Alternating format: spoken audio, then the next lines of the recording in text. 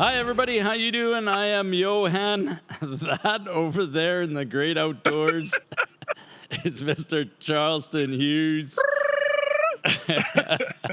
Chuck, how the hell have you been? It's been a while since we've been on our show, basically. How you been? It has been a while, man. I've been all right, man. It's You're so full of just shit. taking it day by day, really. Everybody giving me a hard time about, playing in the playoffs, and we got whooped on a little bit, but I was just sometimes you just got to take your losses. I was just gonna say my first opening line because we were supposed to have a guest on and we couldn't get him on. But my first opening line to you is gonna be, "Hey Chuck, have you been into a good Raptors game lately?" And is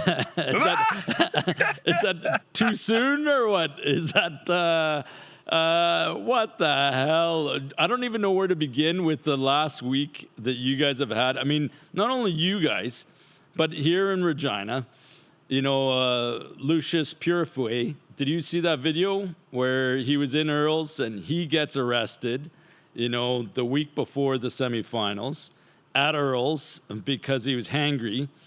You guys have that stuff going on at the basketball game for the Raptors.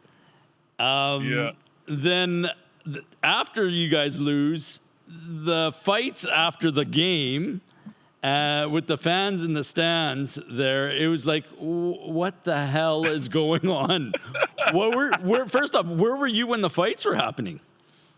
I was in the box, man. It was too cold. Too cold for me to be out there. So did you see any of the fights? Did you see the melees? And I didn't. I actually didn't even know it happened until everybody came in the locker room after the fact. Everybody, was full of steam and people mad and people saying, "Yeah, he deserved that. He tried to swing on me." And I swung on him back, and man, it was some angry people out there. Trust me. And my teammates were just as mad. So it was like, I think the worst of that situation didn't happen because it could have been some fans that could have got seriously injured, or some people got seriously injured in general. And that ain't how the game's supposed to be, right? But you know what? When it boils down to it, you got to take care of your own. Yeah, I mean, okay, so explain to me your point of view. You're a player, you're coming off of, I mean, me and Larson, we were in Toronto. We saw how the stadium there, once you guys get off the field, there's kind of about 50 feet where you only have a barrier, those railing barriers in between the dressing room that you got to go to and the field. So you guys got 50 feet to walk to, roughly, where the fans are right there. And from those videos, the fans it's less than 50 feet. If you really want me to be honest, it's really like maybe you're a handshake away from the fans, and there's only like a little plastic gate that's separating you from the fans. So you're in direct contact with anybody that's at that gate. And for the Hamilton fans to act like that, they won the game. Imagine if they lost. It could have been way worse. Well, it would have been twice as bad. Did you see the beers coming raining from on top too? Like you guys got pelted from on top. That's really what amplified it, because one of my teammates got hit in the head with a can with a full beer. Yeah, I saw that. It was they started to throw the beer down on you guys. There was fights coming from I think Edwards jumped over the railing and he went to go and calm a guy down or talk to a fan. And then another fan came in and started to swing. I don't know exactly what happened, but I'm thinking somebody spit a whole beer on Chris Edwards, like from the top. And, there's a little railing right there where we walk on and off the field. Yeah. And fans are hovering over top of your head at that moment. So I think a fan spit a whole beer on him. And then of all people, you see these videos because everybody had videos of it, and then your vice president is in there swinging. Also, he gets I forget what the suspension is. I think he got like 6 games, or I don't know. I couldn't remember what it was towards the end, or if the CFL even ruled. But I mean, you see John Murphy in there swinging at someone after, and then the guy got 2 punches. You gotta think though, man. When it's a rowdy crowd going on like that, and people swinging from all over the places, I mean, you don't know what you're doing at that moment. You're just trying to protect yourself and protect others, and it's a riot pretty much. I don't know how many people could, hold their composure and try to be normal in a situation like that, or try to be nice in a situation like that. You got to be able to protect yourself too at some point in time. Yeah, and I can see that. And the point of view is that it's just it was weird how this exploded all in 1 week too. For Toronto, I was like, man. First off, you get the Raptors game, and then you get all that happened, and you were there. At least, did you enjoy the game when you were there? No. Oh yeah, of course. No, I didn't. No. Of course I enjoyed the game, but no, I didn't enjoy the game. We lost. Well, no. Are you talking about the Raptors or you? I'm talking about the Raptors game. I was going to say, man, I don't know what you're talking about. That was all allegations. People talk about I was at a Raptors game. I don't know what you're talking about. So full of shit. You don't even want to admit it now. Yeah. Did you see a picture of me at that game? Yeah, because you're probably in the hood. Did you see a video of me on? Did TSN even acknowledge that I was there? It came out that you guys were there. Exactly. Yeah. You want me to find it? Okay. I don't know what you're talking about. I'll go and see if I can deny, Charleston? Yeah. I'll go see if I can find. I'll see if I can find some video. Then I'll take that. I'll put it on our Twitter account. So. So then at the game, tell me about what was your overall first year experience with Toronto? How did obviously you tell me? My overall first year was not bad, I guess, all considering. I didn't get to play as much as I wanted to, but that just comes with territory, I guess. I just gotta come out, have a healthy season next year and do what I got to do. Do what I do best, really. Yeah. What were some of the highlights of your first year in Toronto? Obviously, you got to see your family a lot more. Yeah, man. I think some of the highlights of my first year probably would have been, I don't know. It was a wild year, man. We had a lot of ups and downs and twists and turns, and the plot twisted for us every single week. And that's what you could look forward to on our team is we're not going to go in like any other team and it'd be a normal situation. There was always a plot twist. What the hell do you mean by a plot twist? What does that mean? Explain that to me.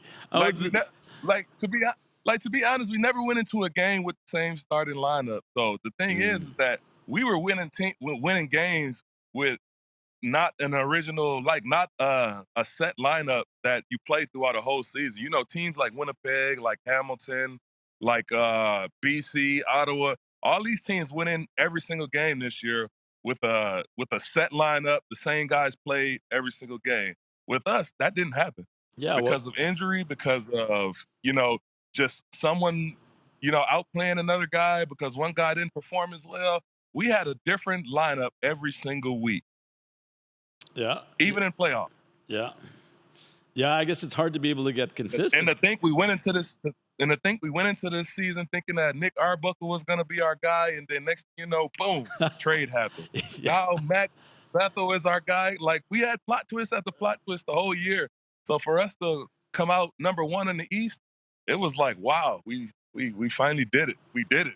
Not only that with your players, that's a good point that you bring up. What about your coaching staff? You had Glenn Young as your defensive coordinator, and then all of a sudden, next thing you know, Chris Jones is coming in, and he's your, what was his official title?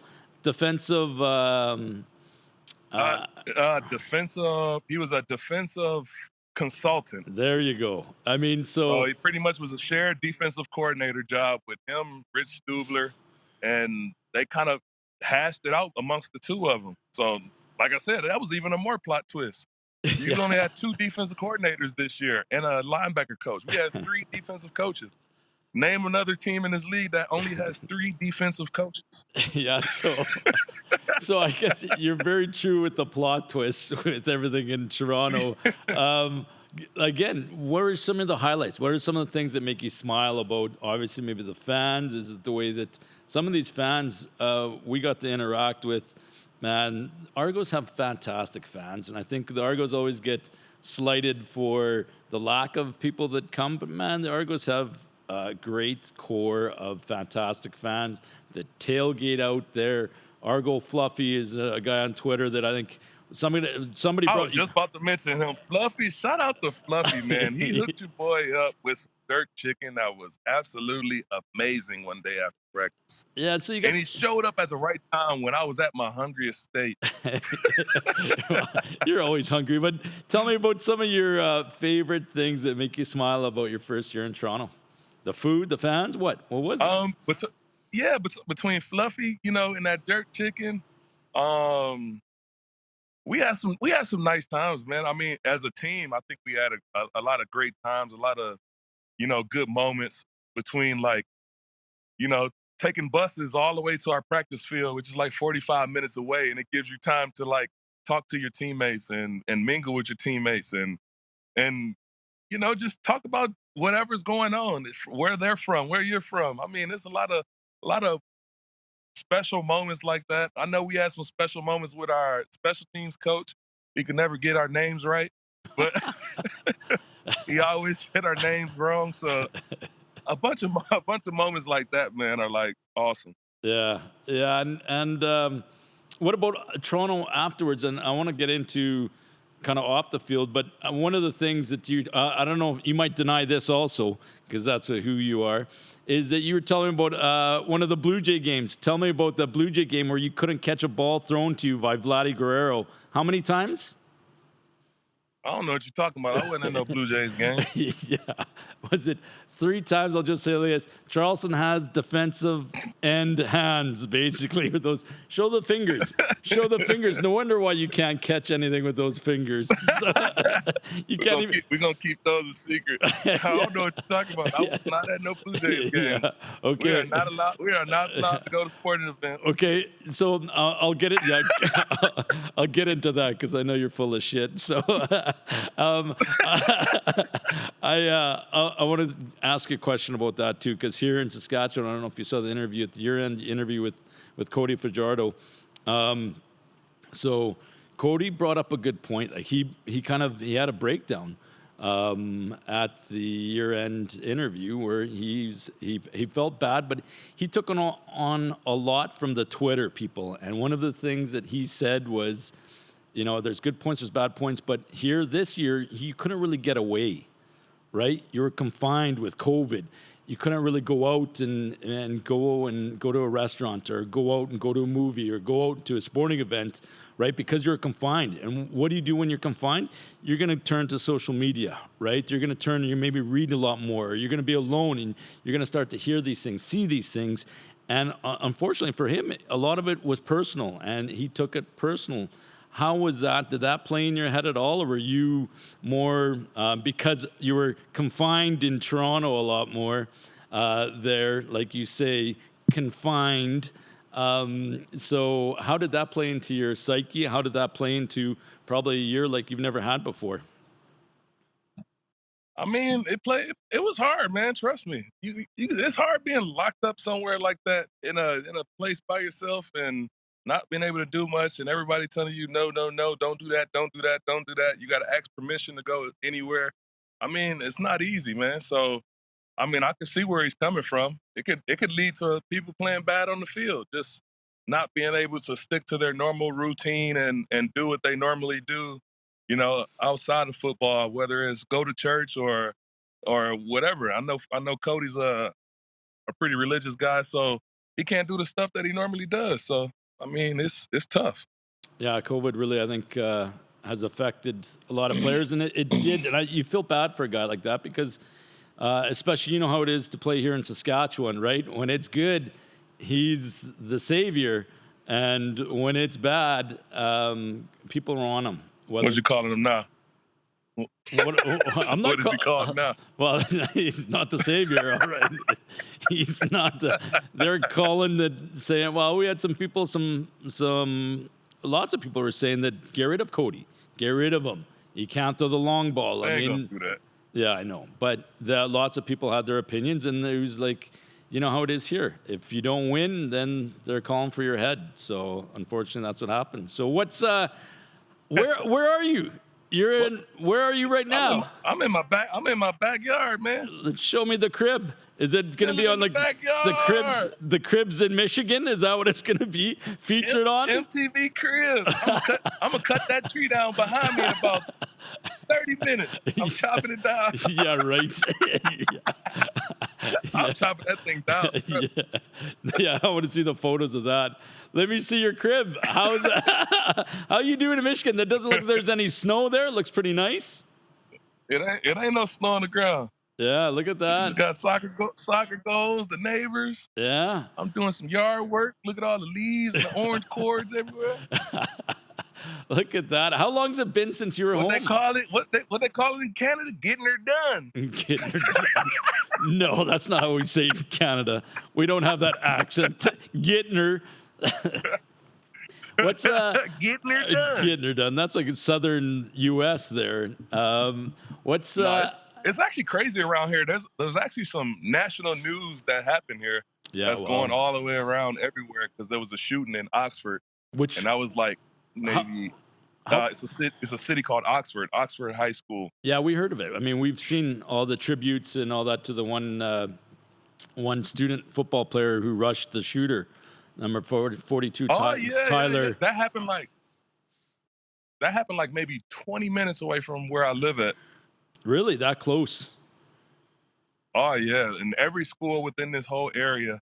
My next door neighbor just came by not too long ago, and he's a teacher, and he was telling me he had like a week off of school, and they shut all the schools down to do like some kind of emergency training for active shooters. Isn't your cousin Eric a teacher too? Yeah, he had to go through the same training.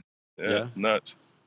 And and how's the response been to that? I mean, that's something here. Here in Canada, we don't, knock on wood, we don't usually have situations like that. But what's been the response been like there? I mean, you take it for granted when you hear, right? We don't. The biggest thing that's happened here in Canada. You take it for granted, but it also makes you think about the people around you, really, and your kids. What kind of stuff are they going? What kind of stuff are they going through? What kind of stuff is going on in your circle? Making sure everybody's okay. Like, don't be afraid to check on somebody. Like from the sounds of it, that kid, he has some underlying issues that needed to be taken care of. Yeah, it's a scary thought, and especially when your kids are 20 minutes away from there, Charleston. What was your first thought with your daughters? Right? I mean, what were you thinking, man? That's crazy. Oh yeah, it was a scary situation, but it's also a time to teach them and let them know exactly, how to prepare and how to treat people that's around. Yeah, that is true, and that's a great point. So, okay, why don't we take our quick break here? We'll come back. We're going to talk CFL, the Grey Cup. We haven't even mentioned that and talk about, we've mentioned how you guys lost plenty already, so we won't get into that anymore. But we'll talk about the Grey Cup. Who do you think is going to win? A little bit of NFL. And we'll talk. I know who's going to win. I can tell you right now. He all my predictions. Well, no, wait. And hold on. I don't even know if I can do that. What? If you can wait or what? Yeah, no. If I could tell you who going to win. Why not? Yeah, I'll tell you. Don't worry. All right. Okay. Just don't go betting. Don't go betting. All right. We'll be right back after this with Charleston's Grey Cup predictions. Hi, my name is Rob Peterson. I'm the broker owner of Realty One in Regina. Real estate and life is about great people, and that's why I'm associated with Charleston Hughes and Johan Zielinski and IKS to sponsor the Better with Age podcast. Realty One was founded in Regina 11 years ago. It's an independent brokerage, it's local, and it's full of great people helping great local Regina people buy and sell properties. It's entrepreneurial based, which means you have non-narcissistic agents that have your best interest in mind, not their own. In these coronavirus times, real estate market right now in Regina and Saskatchewan is thriving because people are thinking more local, they're not thinking about traveling because we can't, and that's driving our market. When you hire a realtor, no matter who it is, no matter what company, please interview them. Please make sure they're a good personal fit for you. because that's what this is all about. It's good people connecting themselves with someone that they know has their best interest in mind. And that's what the Realty One family does, and that's what a lot of agents in Regina do. But make sure you take your time and find the best fit for you and your family.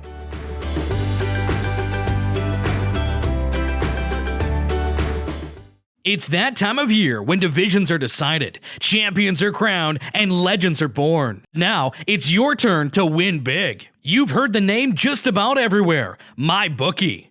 They're the industry's leading online sportsbook and casino, and it's not hard to understand why. With thousands of lines to bet on all your favorite sports, NFL, NBA, and college ball. Check, check, and check. MMA and soccer, they've got all the latest odds, period. Take advantage of MyBookie's prop builder and live in-game betting, where every single run, throw, and touchdown is another chance for you to put cash in your pocket. Visit their mobile-friendly website today and get your deposit matched halfway up to $1,000. Just use the promo code when you make your first deposit. The best part is they make it simple, with a variety of ways to deposit instantly, including credit card, bank transfer, Bitcoin, and more.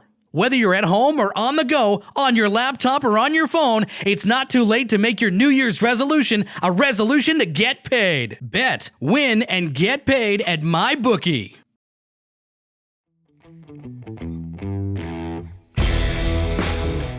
Chuck, so tell me this. You were saying before about the CFL predictions.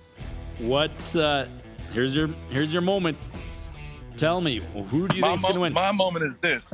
As probably one of the best analysts in the world, you'll never find another analytical moment like this when I describe a team and how good they're playing and their best performance. Now, although Winnipeg has been a strong team the whole entire year, they've had one of the best records I've seen in a very long time. And their defense is playing good. They got all-stars all the way across the board, from the defensive line all the way to the defensive back. Welcome to Michigan. You hear sirens, you hear alarms. Somebody probably just got shot. So. Yeah, welcome back home, Charleston. Yeah. If somebody got shot in this neighborhood, man, I don't know. That's serious stuff. Welcome to Michigan. Yeah. So. No, but back to Winnipeg. They got a good defense, man, and it'll be hard for a team to come in and stop them like Hamilton. But my thing is when they got Andrew Harris back, Andrew Harris made a difference on that defense on that offense that took a lot of pressure off of Zach Calero. And I hate to say it, and I don't want it to happen, for them to go back to back like that, and I gotta hear it for the rest of the year. But sheesh, I don't know who's gonna win. What do you mean you don't know? That's your big production after we waited 10 minutes? I think Hamilton is just as good, though. The thing is that Ja'Garrett Davis is playing lights out over there. Their defense is playing just as good like any other team. I mean, when it really boils down to it, it's going to be a battle with the defenses, because Hamilton, to me, has been struggling on offense. It depends on which quarterback they're going to put in, which is going to determine everything. They announced that that's going to be a strong point. They announced that Dane Evans is starting. That might be the biggest mistake they ever made. Starting Dane Evans over Masoli? Why? They should have played both quarterbacks. I don't know. Dan, he sure took it to you guys when he got put in there. Yeah, I think he's good at managing situations like that, when he can come in and he can just not have a lot of worry, not have a lot of pressure on him.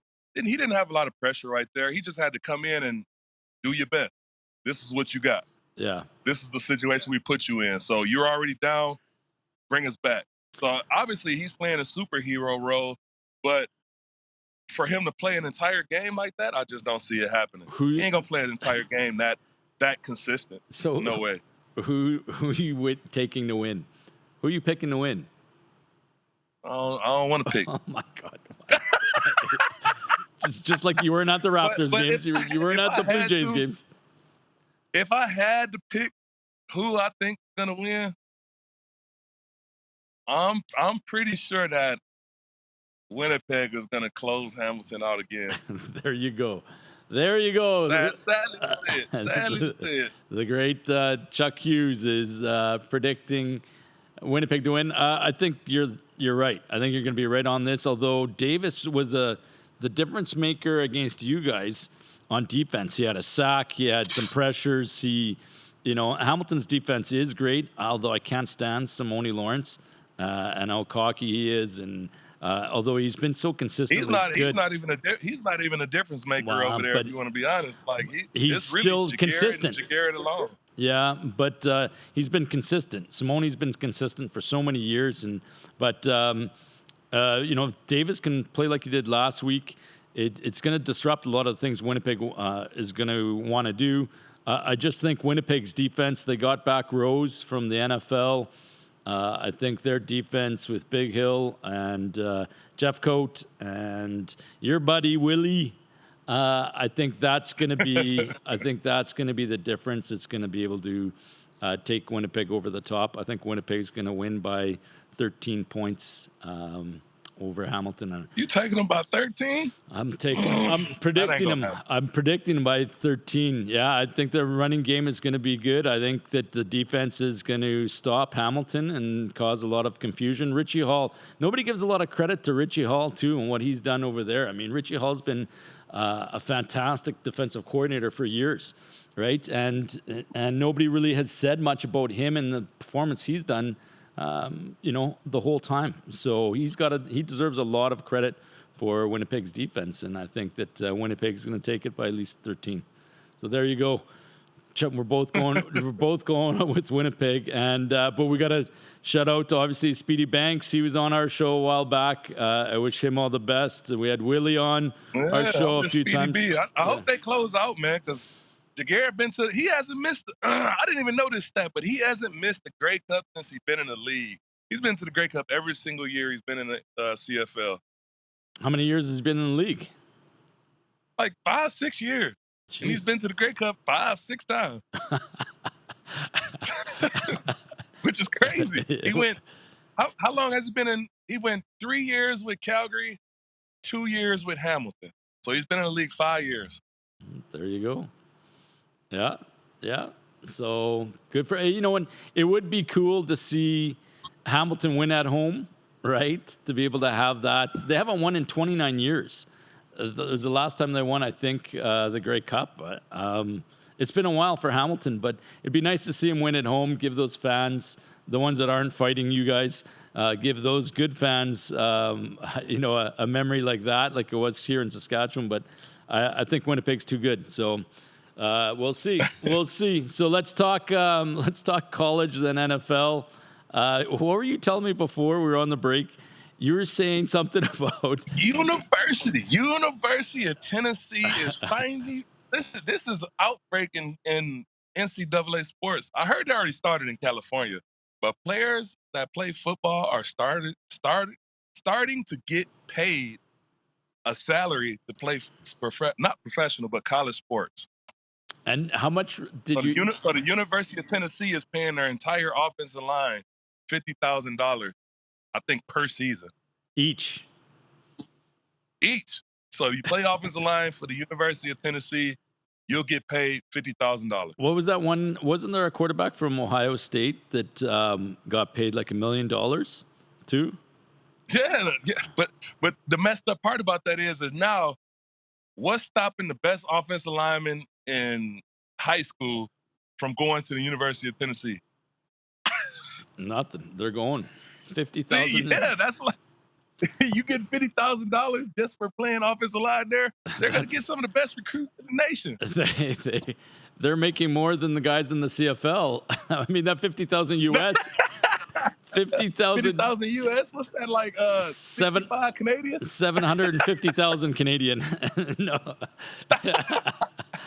it's a lot of money Canadian. I mean, yeah, we're at 70 cents on the dollar for US, 72 cents on the dollar. So I mean, that's a huge chunk of change for a kid coming out of college. Can you imagine if that would have been you doing that? You get a lot of. Now that you're back in Michigan, are you going to follow a lot of the college games? Are you going to follow the playoffs here? You got Michigan. You're not even a Michigan Wolverines fan. Michigan is playing lights out right now. They're playing some good football, man. I don't see no team beating them. You don't think Who? Alabama? Yeah. Alabama who? No. Alabama Nope. who? Yeah. You don't think so? No, I don't know. No way. What about Georgia? They got to go through Georgia first. That's the first game on New Year's Eve. Georgia would be the test that would let them know if they're going to win a national championship. They got to go through Georgia. Georgia's the only team. I think Bama's going to take it. I love their coaching. I think they're strong. They beat Georgia last game, and I always say that we always bug Heno, our buddy Heno in Saskatoon. He's a big Michigan Wolverines fans. I say that real men don't wear khakis. So Jim Harbaugh, no, he's and he won Coach of the Year. There's no way in hell he deserved it, man. You can't. Saban should have had that all the way and be able to do that, but no, it's going to be interesting. So, Kate, let's go into NFL then. Tell me what's going on with the NFL. How's your team doing in the NFL? I don't got no team really, man. I just root for players. Wow, I thought you were a big Detroit Lions guy. Man, Detroit suck. Yeah. That's hey, when you've been in that, I've been in that stadium before. I've been in that locker room, and I've seen the way they run things over there. They're never gonna not suck. What? Why? What do you mean by that? You've been in the locker room. I know you were there for a training camp. I mean, because man, they make poor decisions. I'm not even gonna say on what, but they make poor decisions on just the team in general. Yeah, but when it comes to the roster, when it comes to front office, they make poor decisions there. You were there 13 years ago. You'd think that they would have learned their lessons by now and be able to do that, but you never know with the way Dan Campbell's got the Lions going. You're still saying no. Who's your pick then in the NFL? Who do you think is going to stand out? Because we really haven't seen an NFL team jump out. You know, there's times Arizona was looking like they're going to be the best. And then there's times Tampa Bay was, and then Green Bay. And then, you know, it's just been so. And then the Rams were looking like they're great. And then they got Von Miller and they lost 3 in a row. And then it's really been no clear candidate has really jumped out of the NFL. Who do you like? I think the Rams got a good chance of taking it. I know that's a long shot, and I know it sounds weird, but I like the Rams. And who do you see the Rams playing in the Super Bowl? Tampa. Aren't they in the same conference? Are they? Are they? They are in the same conference. No. They're not in the same conference. Okay. Go check and see. I'm not checking to see. I definitely know that it won't be Pittsburgh. We saw Pittsburgh play last night, and what'd you think of Canadian Chase Claypool? Did you see after there's 36 seconds left in the game, roughly around there, or whatever. He gets a first down. He gets up and he gives the old first down. He's showboating, and then he's not racing to the line. His teammate comes to be able to knock the ball away. It costs him about 6 seconds.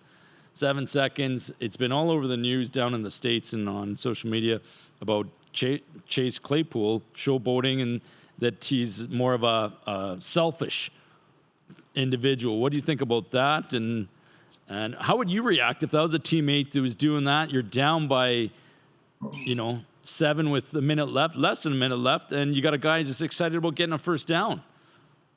He's young, man. Just let him live for a little bit. He got to learn. He's still learning, man. He's still on the learning curve. So you can get mad, but you got to get mad and teach him, like, look, man, you can't do that in important situations like that. You don't know no better. Yeah, it seems like it happens to a lot of. It's a rookie move though. It's a young player move. But it seems like it happens to Pittsburgh's receivers even when they're not rookies. Antonio Brown, Juju hasn't been that bad, but Chase Claypool, like, is it a coaching thing too, where the coaches, give him too much leeway? No, I don't think it's that, man. It's just a young player move, man. Only young players do that. Older players, they don't really do that. So do you step in and do you tell him after the game? Would you tell him something, or whose role is it? How does he learn?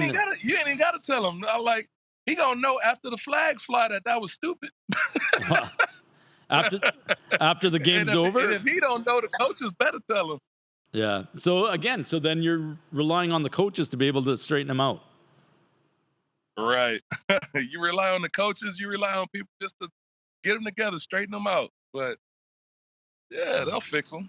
All right. He won't do it. He won't do it again, I bet. We'll see. So what's up for Charleston Hughes in the near future? Now that we've seen that you're going to be doing some yard work, landscaping there in Michigan. You have man, trying to make my next move my best move. Your next. You don't even know what the hell that means, do you? You're just saying that. My next move to best move. What does that mean?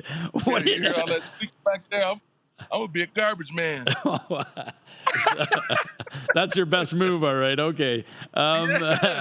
What you're going to be with your family, man? You're going to be with your family in Michigan. Is that what you're going to do for the off season? You're just going to start to train and get ready. You're going to spend the off season in Michigan. Yeah, spending the off season in Michigan, training, getting ready. I'll probably be training with Chris Edwards for a couple times. I'll get with our new little rookie that we had, Brody. I'll be all over the place, man, trying to figure it out. I'll be back and forth too from in Toronto because I want to throw a couple football camps there, do some stuff for the community. So that'll be some good stuff that I'm gonna put together and do. But that's about it, really. Any other visits across Canada here? Yeah, I might come see you in Regina. I'll get Saskatchewan. I'll get the beer nice and cold for us, buddy. I'll get the beer nice and cold. So, so what about new guests that we got coming on? What we got? Just what I was going to say. We have a very inspirational story about a hockey player that played in the Olympics for France. He's a California guy. Eric Lamarck is his name. If you guys want to look him up, there's a movie about him. He lost his legs snowboarding, something that Charleston does all the time. And it's funny how he went snowboarding and he got lost, but he survived out on a mountain in California for 7 days, I believe. 7 days. Yeah, he ended up getting his feet amputated. We're going to have him on the show. Who else have you got lined up, Charleston, to be able to come on? Man, we got Andre Rison soon when we get him on to come promote his book. We got Sanchez Davis. We got a lot of interesting people coming on pretty soon. I don't believe those TSN guys for a second. We had Burris was supposed to come on. We had David Sanchez has been. We haven't been able to get him on. We've got the best guy was on, who's still to this day is fantastic, is Coach Jim Barker. He is Jim Barker. Yeah, he's a gem. He's a beauty. But anybody else? We got Bad Moon Rising. We got Derek Lamarck. We have a few. Hopefully, we're working on a Navy SEAL called David Goggins. He's a Michigan guy from. He's a Buffalo guy. But we're gonna have a few guests lined up for the new year. But we probably are gonna do one more show before this year, and then we're gonna call it. Have a little bit of a break again, and then regroup and recharge. Right? That's the plan. All right. Sounds like a man with a plan. Yeah, but get ready for Christmas. Yeah. Make sure you spend all them dollars on Christmas. Yeah. Are you ready for Christmas? You bought your daughters and your son all the gifts, your wife? You got everything ready to go? Everybody get one present. Yeah, that's great. They'll love that. You're dad of the year now with that one. Yeah. You better go out and do some more yard work to be able to get a few more presents there. But you better choose wisely. Yeah. Good luck. Good luck with how that goes. So, all right, Chuck. Well, you know how we usually end the show. I'll let you finish off. We'll say goodbye to everybody for now, and we'll see you soon. Yeah, I'll see everybody later, man. I'll sing you a nice little song on the way out the door. We wish you a Merry Christmas. We wish you a Merry Christmas. We wish you a Merry Christmas and a Happy New Year. Oh, my God. That is awful. Don't quit your day job, Chuck. All right. Thanks, everybody. We'll see you next week, hopefully.